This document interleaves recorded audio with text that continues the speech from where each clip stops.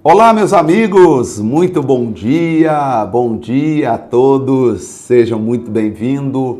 Este é mais um culto online, é mais uma alegria enorme nós estarmos de volta. Bom dia a você que está chegando agora, a você que estava dizendo, Pastor José Maria, está chegando o momento, e chegou. Esse é o nosso culto. Eu resumi o culto, claro, nós fazemos geralmente em menos de 30 minutos, aquele tempo que, segundo a neurociência, é o tempo suficiente para nós ouvirmos com atenção e aprendermos alguma coisa com atenção. Então, eu vou aproveitar esse tempo. Esse tempo nosso aqui, geralmente eu não coloco música, não coloco muitas coisas para não preencher o tempo com outras coisas. Eu foco na mensagem, tá? Eu ainda não consegui fazer subir todos os programas que eu faço na TV em Cuiabá, aqui para o canal do YouTube, mas eu vou fazer subir, tá? Para que você, semanalmente, você vai ter 5 programas. Querendo, você, o que o pastor falou na televisão hoje? Aí você vai poder assistir a nossa mensagem diariamente. Eu tenho um sonho, vou contar para você meu sonho. Você ora comigo, né? Dizem os especialistas que a gente tem que sonhar grande, mirar na lua, que se errar, pelo menos vamos cair no meio das estrelas. Um dia eu tenho um desejo de levar esse evangelho para mais pessoas, alcançar mais pessoas, trazer mais pessoas para perto da presença de Deus. Eu vi sabe aquelas perguntas que a pessoa pergunta, o pastor responde? Eu vi um pastor, a pessoa perguntou, pastor, o que eu tenho que fazer? Porque na igreja que eu estou indo, eu não estou aprendendo a palavra, eu não estou entendendo a palavra. Parece que a palavra não está explicando, já não me alimenta mais. O que eu faço? Aí o pastor deu uma resposta que não me convenceu. Para mim, o pastor ali, não sei. Acho que ele pensou, repensou, não sei. Porque ele deu uma resposta seguinte, olha, se a palavra não está te... Não vou lembrar agora as palavras que ele deu, exatamente as palavras dele, mas ele quis dizer o seguinte, se você vai na igreja e não está se alimentando, você tem que dedicar em casa. Você precisa... lembrei agora que ele falou com... Aí ele deu o exemplo de Paulo, né, falando da ceia, dizendo assim, Paulo falou lá no tempo da igreja de Corinto, tinha problemas e as pessoas na igreja não estavam se alimentando, e aí Paulo disse, quem tem fome, come em casa. Aí ele diz, você precisa se alimentar em casa. Quando eu vi a resposta dele, eu pensei comigo, mas como alguém pode alimentar em casa se não houver quem explique? Na verdade, o que está faltando, e aí eu tenho que concordar com o pastor Hernandes Dias Lopes, que é um dos meus mentores, né?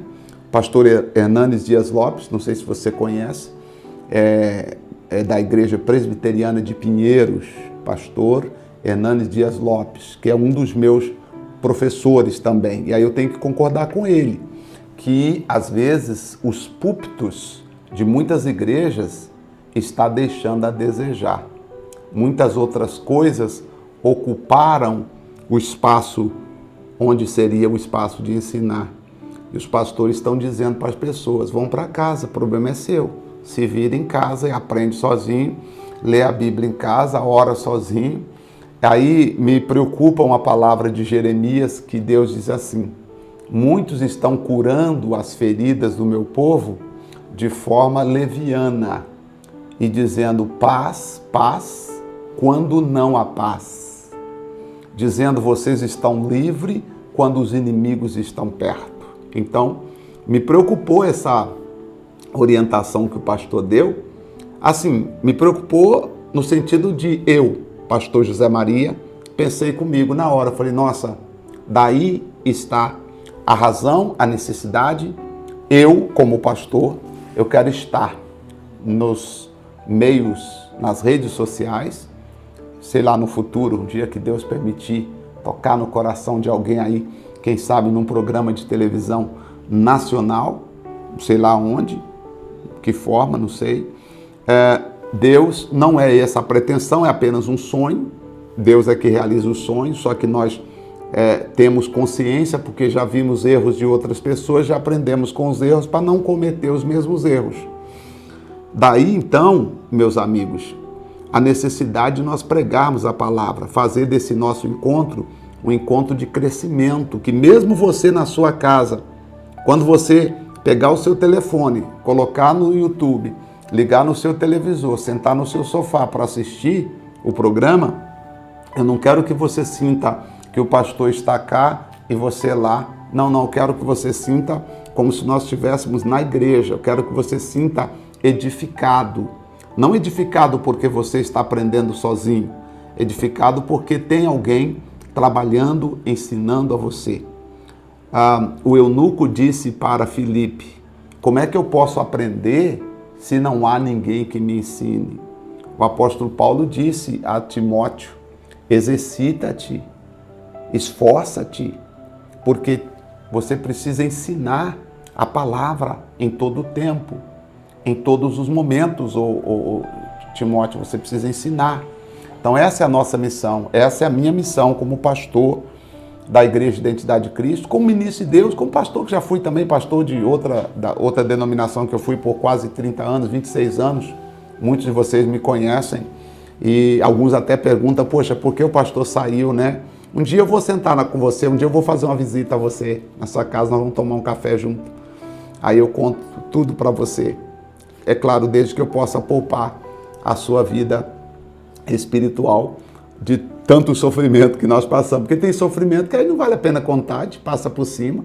Eu aprendi com a palavra de Deus que nós não devemos ficar pedindo para os inimigos saírem do nosso caminho. Nós temos que pedir para Deus para nós nos fortalecermos e passar por cima deles, entende? Então, falando de inimigos, tá, gente? Não falando de pessoas, não é passar por cima de ninguém, não.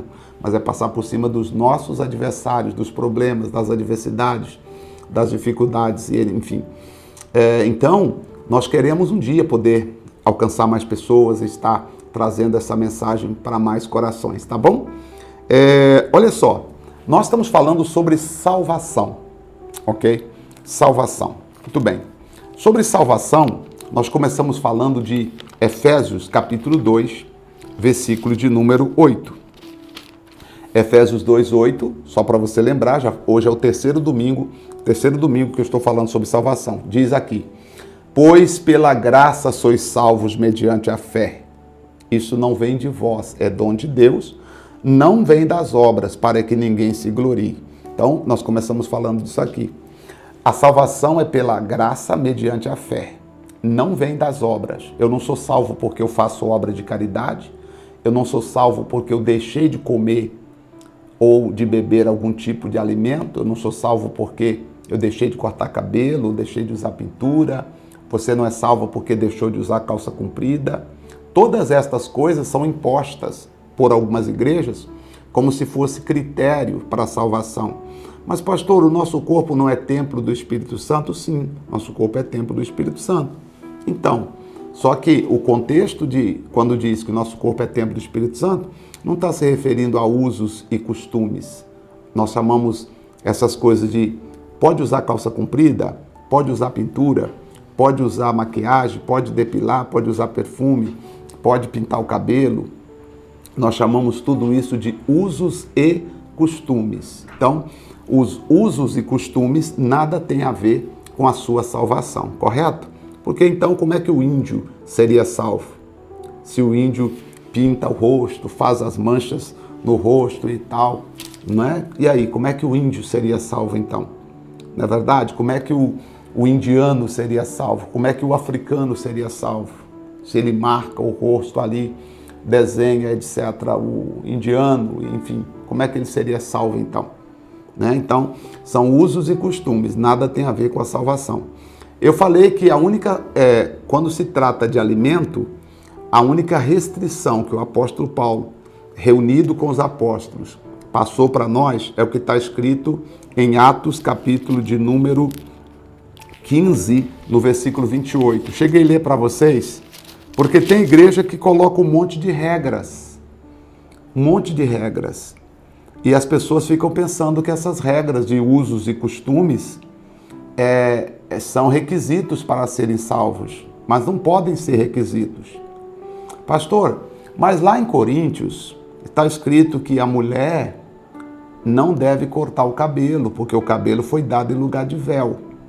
Tá, só que ali, minhas amigas, olha para mim, minhas amigas, essa parte lá de Coríntios, quando fala que o cabelo foi dado em lugar de véu, Coríntios 8, né? Paulo está falando especificamente para a igreja de Corinto. Por quê? Na cidade de Corinto, todas as mulheres que eram mulheres, posso chamar mulheres, como eu diria, mulheres de programas ou mulheres que tinham essa função na sociedade de fazer programas, porque Corinto era uma cidade onde o turismo sexual era muito grande. Então todas as mulheres que tinham essa função, que praticavam esse serviço, elas eram tidas como o cabelo era curto. Então era o sinal de que ela era uma mulher de programa. Paulo começou a pregar e essas mulheres começaram a se converter. Nós tínhamos então as mulheres cabelo curto, eram consideradas como mulheres de programa. Cabelo comprido representava a mulher, né, que era, vamos dizer assim, não tinha essa prática. Mulher que usava véu era mulher honrada, assim dizendo, casada ou respeitada, né? Ela usava véu. E nós tínhamos uma outra figura, que era a mulher da cabeça raspada. A mulher da cabeça raspada, ninguém mexia com ela. Por quê? Porque representava que ela era uma mulher humilhada. Ela estava humilhada, ela estava de luto, ela estava angustiada, ela estava sofrendo de alguma forma. Então ninguém mexia com a mulher da cabeça raspada. Então em Corinto, olha que confusão, hein? Em Corinto nós tínhamos essas 4 situações. Olha só, mulher da cabeça raspada, que significa que ela estava em humilhação, em luto, ninguém mexia com ela. Nós tínhamos a mulher do cabelo curto, que era tido como a mulher de programa. Nós tínhamos a mulher de cabelo comprido, que era tido como uma pessoa que não era mulher de programa, era uma pessoa que não praticava isso. E aí nós tínhamos a mulher que usava véu, que era uma pessoa casada ou uma senhora de respeito. Então nós tínhamos essas 4 categorias, vamos assim dizer. Paulo começa a pregar e essas pessoas começam a vir para a igreja. Só que de repente Paulo tem um problema, porque essas mulheres de cabelo curto ou as mulheres de programa começaram a se converter e vir para a igreja. Aí Paulo pensou, e agora? Quando alguém passar na rua e verem todas essas mulheres aqui dentro, aliás, aquela outra família não vai permitir a esposa vir no culto, porque vai dizer, não, você vai naquela igreja das mulheres da vida? Não, você não vai lá não. Então foi quando Paulo, em Corinto, instituiu que toda mulher deveria usar véu na igreja, entende? Então era obrigatório toda mulher usar véu na igreja. Só que isso não foi uma regra para todo o Novo Testamento, haja vista que em Éfeso não era o mesmo costume, na Galácia não era o mesmo costume, e Filipe não era o mesmo costume. Inclusive, Corinto era uma igreja tão complicada que nem teve mulher pregando. Disse Paulo, se você, mulher, quer perguntar alguma coisa, pergunte o seu marido em casa. Não estou aqui para conversar com nenhuma de vocês, tá bom? Se tiver dúvida, pergunte o seu marido em casa. Em Corinto não houve pregadora mulher. Já você vai para Filipos, você vai para Galácia, você vai para outras cidades, nós já encontramos pessoas, Dona Priscila, por exemplo, tinha uma igreja na sua casa e muitas outras mulheres que atendiam o chamado missionário de Paulo, compreendes? Mas já em Corinto não, então era um costume. Só que algumas igrejas pegou isso e colocou como doutrina, como se isso fosse parte da salvação. Aí fica as irmãs, coitadinha, querendo cortar o cabelo, mas não pode cortar. Porque se cortar, a igreja diz, está fora de comunhão, está em pecado, não pode participar da Santa Ceia. Não tem nada a ver. Claro, se você está numa igreja que adota esse costume, você faz 2 coisas. Ou você adere o costume, ou você sai dessa igreja e procura uma outra igreja que os costumes são diferentes. Agora, os requisitos para serem salvos é Efésios 2:8. Pela graça sois salvos mediante a fé. Não vem por coisas que você fez ou deixou de fazer. Vem por unicamente eu reconhecer que Jesus Cristo nasceu, morreu e ressuscitou para salvar os meus pecados. Eu preciso reconhecer que Jesus Cristo fez isso. Então, quando eu leio em Atos 15, 28, sobre alimento, o que Paulo proibiu? Diz aqui, aliás, o texto é claro, dizendo: pareceu bem ao Espírito Santo e a nós não lhes impor nenhum outro ordenamento a não ser estas coisas necessárias, que vos abstenhais das coisas sacrificadas aos ídolos, as coisas idolatradas, né? Aquilo que é consagrado às imagens de escultura. Num outro momento eu posso falar disso. Do sangue, quer dizer, não se pode comer sangue, inclusive Levíticos 18 vai dizer que o sangue não pode comer porque ele é a vida do animal. Só que comer o sangue aqui não quer dizer comer a carne mal passada. O sangue quer dizer o sangue que saiu até o animal morrer. O sangue que sai enquanto o animal está morrendo, aquele sangue nós não podemos comer. Então, por exemplo, não se pode comer aquela comida lá do Nordeste. Algumas cidades chamam de galinha molho pardo, algumas regiões. Outras sarapatel, salvo engano. Não se pode comer porque você mata o animal, pega o sangue e depois mistura. Eu acho que é assim mesmo que faz. O sangue, nenhum sangue de animal, nós podemos comer. Ou seja, que sangue é esse? O sangue que tirou a vida do animal. Ok? Você pegou o porco, aí você sangrou o porco para morrer. Aquele sangue que jorrou enquanto ele estava morrendo, nós não podemos utilizar. Depois que ele morreu, você pode comer a carne crua, se você quiser. Tá? Você pode comer a carne crua. Tá? Já não tem mais problema. Então, carne mal passada pode comer. Tem igreja que não come nem carne mal passada. Olha que coisa. Estou explicando, gente? Isso é bom para você ter. Estou lhe passando coisas que nas igrejas Assembleia de Deus, Presbiteriana, Batista, algumas batistas, é chamada de escola dominical. Né? Então, estou passando como se fosse uma escola dominical para trazer mais conhecimento para os nossos membros. Para os nossos membros não ficarem assim, ó. Eu não quero os membros da IDC assim. Eu quero os membros da IDC com visão de águia. Águia não tem o olho assim, águia tem o olho, a visão, né? Que vê, sabe? Visão ampliada. Nós temos que ampliar nossa visão também. Por isso eu estou lhes passando essas informações. Então, não podemos comer o sangue. A carne sufocada também, ou animal estrangulado, que era um costume dos nossos avós pegar a galinha e matar estrangulada ou sufocada, segura o pescoço até morrer.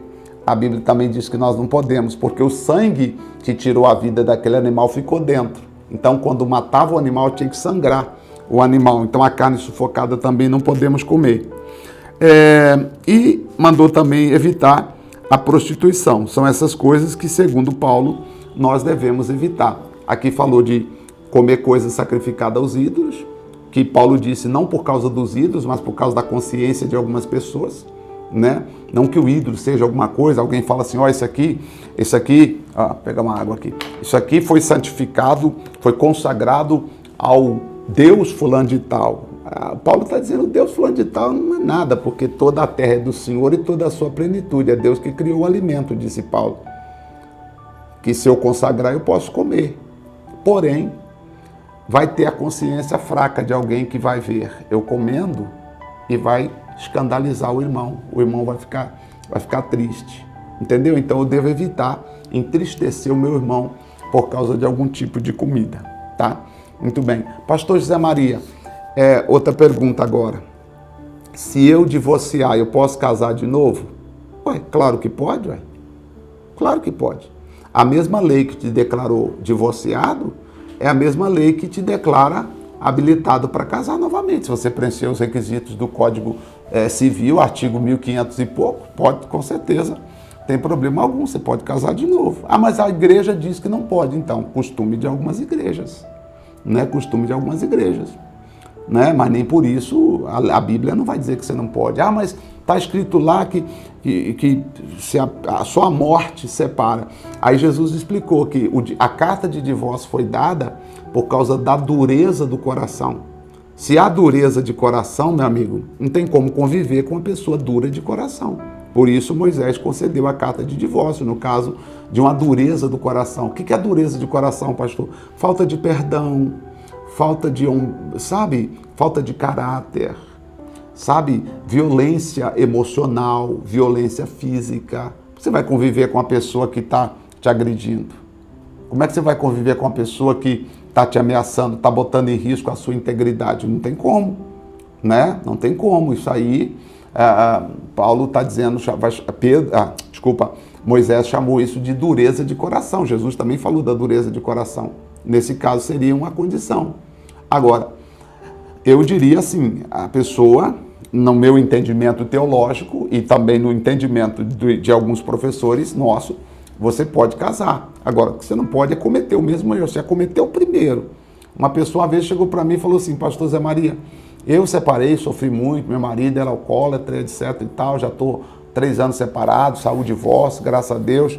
Agora estou até num relacionamento novo, pastor, e eu queria que o senhor fizesse uma oração, porque só tem uma coisa, pastor, ele bebe. Eu falei, mas você quer que eu ore? Você saiu de um relacionamento que o marido bebia e vocês brigavam, houve agressão. Agora você está entrando num outro relacionamento que o marido, que o seu pretendente também bebe. Eu falei, você não tem juízo, não. Você não tem juízo. Isso, inclusive, essa pessoa conversou comigo em Belo Horizonte, na Praça da Estação, uma vez no evento que eu estava lá, na Praça da Estação, ali em Belo Horizonte. Não lembro o ano. Eu falei, mas você tem que tomar juízo, filha. Nunca mais vi a pessoa, deu o conselho e segui em frente. Então, você precisa ter inteligência. Falar em inteligência, a partir dos próximos domingos, nós vamos falar um pouquinho sobre prosperidade e sucesso. Acho que vai abrir a mente de muitas pessoas em relação à inteligência emocional. Então, pastor, e usar brinco? Pode? Também pode, porque é um costume, né? Não é um fato bíblico que proíbe. Mas lá em Isaías 3 proíbe. Isaías, capítulo 3, proibiu por causa do orgulho das filhas de Sião. Você tem que ver a stressed word dos textos. A gente chama de stressed word, ou seja, a palavra-chave do texto. Qual que é a palavra-chave do texto? É a exaltação das filhas de Sião. Elas queriam se orgulhar. Por causa do orgulho dela, Deus falou, não é para vocês utilizarem. Acredito que você que coloca 1, 2, 3, 4, 5, 6 furos na orelha, se você quiser, acho que você não faz isso para mostrar para todo mundo que você... Acho que penso eu que você faz para poder se adornar. Eu acho que é mais uma coisa sua, não é verdade?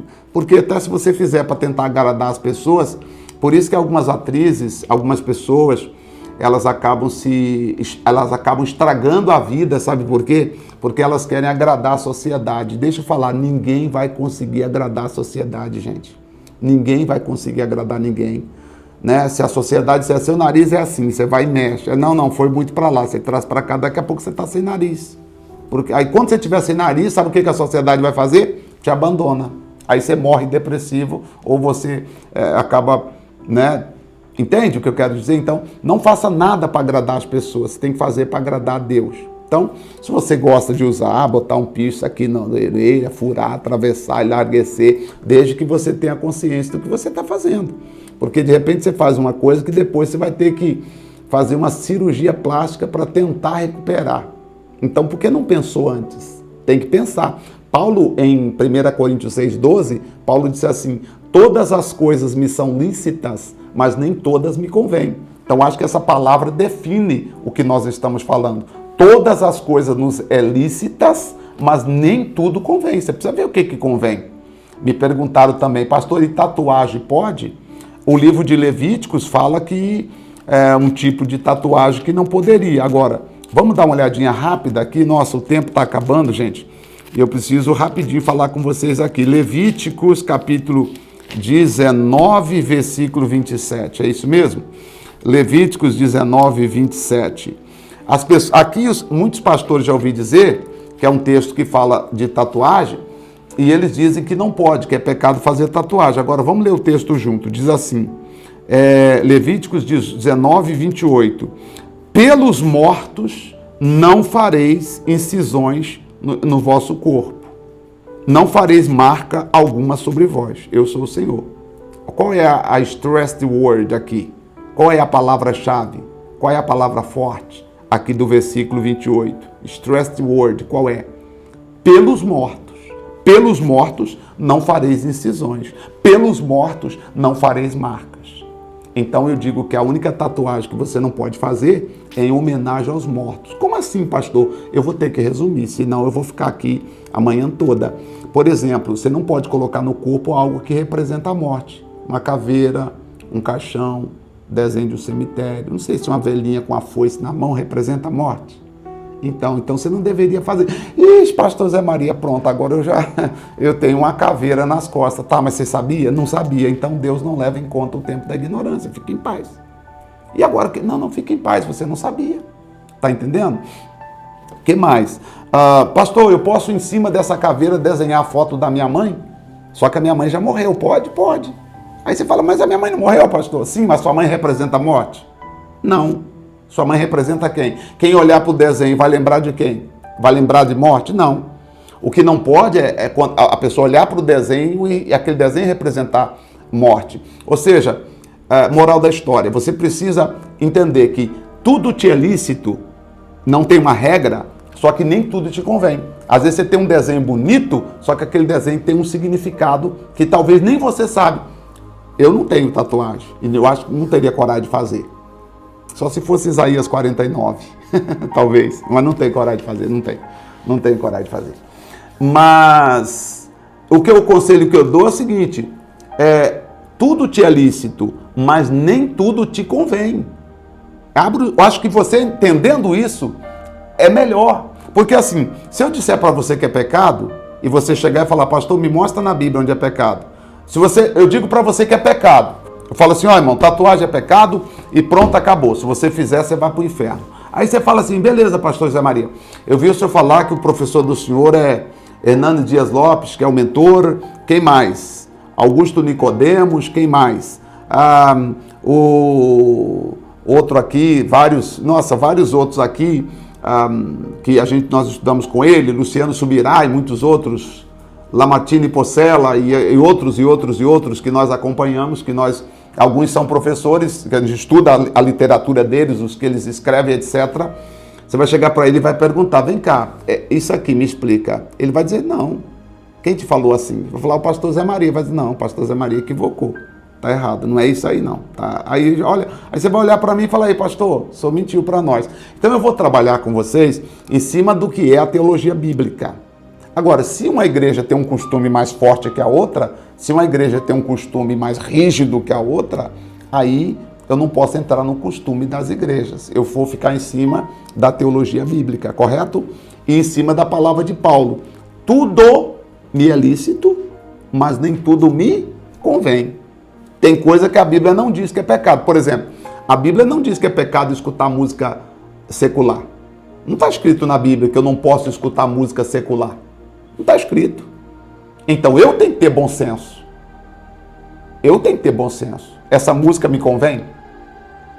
Não está escrito na Bíblia que eu não posso ler livros de escritores até ateu. Não está escrito.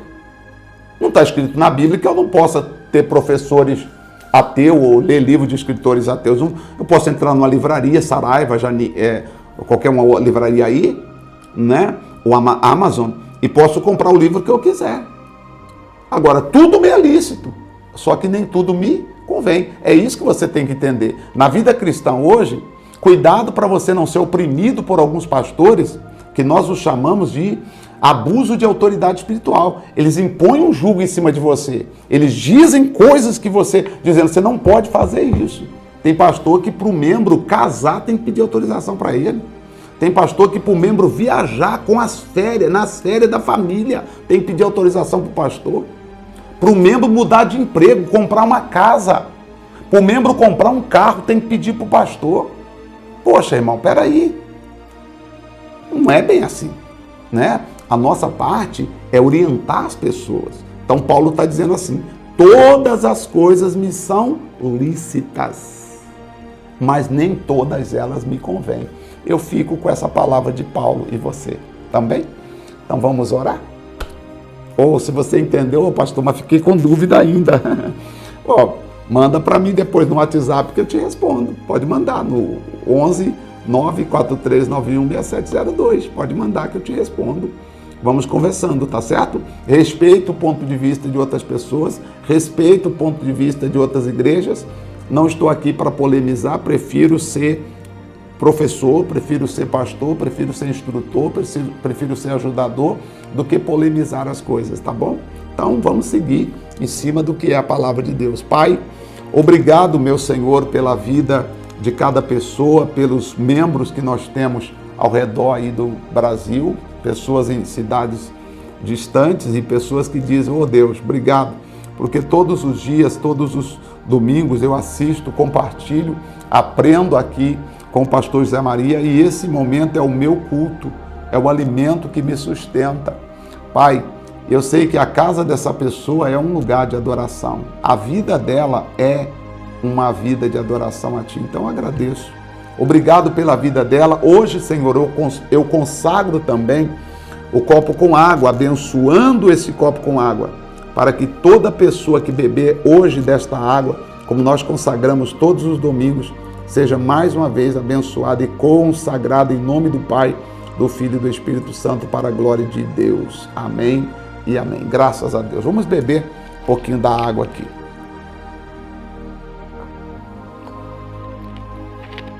Pastor José Maria, hoje não era a ceia? Eu moldei a ceia para o dia da ressurreição de Cristo. Então nós vamos fazer a ceia no próximo domingo, tá bom? Mas se você tem o pão aí, eu abençoo com você, mas domingo que vem é que nós vamos ceiar. Pai, consagra esse pão, consagra esse cálice que essa pessoa tem, ela vai comer, ela vai beber, representando o corpo e o sangue do Senhor Jesus Cristo. E no próximo domingo nós estaremos aqui comendo e bebendo do pão, no dia da ressurreição do Senhor Jesus. Ô meu Pai querido, eu consagro para essa pessoa comer e beber o que já tem pronto, seja consagrado, receba o corpo de Cristo, receba o sangue de Cristo. Pode comer do pão enquanto ainda estou orando, em nome do Senhor Jesus. Pode comer, pode beber do cálice também, em nome do Senhor Jesus Cristo. E eu declaro que você está em comunhão com o Pai, o Filho e o Espírito Santo por meio da sua fé, através de Deus, nosso Pai. Muito obrigado, Senhor. Assim seja. Amém. Graças a Deus. Graças a Deus. Olha, obrigado, gente. Deixa eu terminar aqui, senão eu vou emendar para um outro programa. Deus abençoe a todos. Olha, domingo que vem nós vamos cear junto aqui. Vou voltar com vocês no dia da ressurreição de Cristo, tá bom? Deus abençoe em nome de Jesus. Eu acho que vamos ter que estender nosso programa para 50 minutos, né? Quebrar um pouquinho aí da regra da neurociência. Deus te abençoe. Obrigado pelo carinho, obrigado pela companhia, no nome de Jesus. Deus te abençoe.